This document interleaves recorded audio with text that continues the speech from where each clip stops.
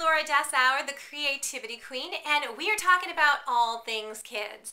And since it's back to school time, one of the hot topics we're talking about is how to get your kids to do their homework without pulling your hair out, having them scream, having a tantrum or a meltdown.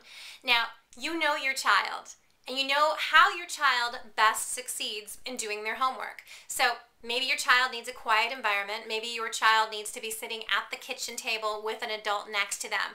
But you know what's best for your child to be successful. What I'm going to ask you to do, though, is to let them know how you're going to hold them accountable.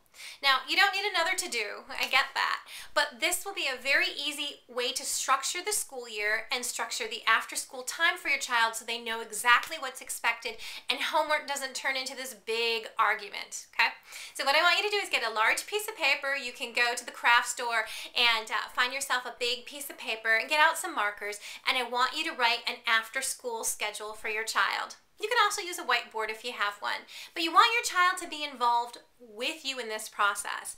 Have them write down what they do after school, what happens before dinner, what happens after dinner, and how much time they get to perhaps play, be on electronics, do their games, spend time with their friends.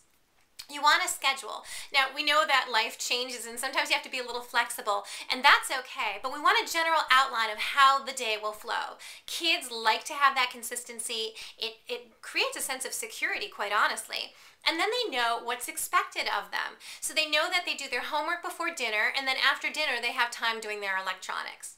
Now, if you have a kid who does not want to do their homework and they're on the computer and it's a big struggle to get them off the computer, I highly recommend that it's a requirement that they do their homework first before they get computer time.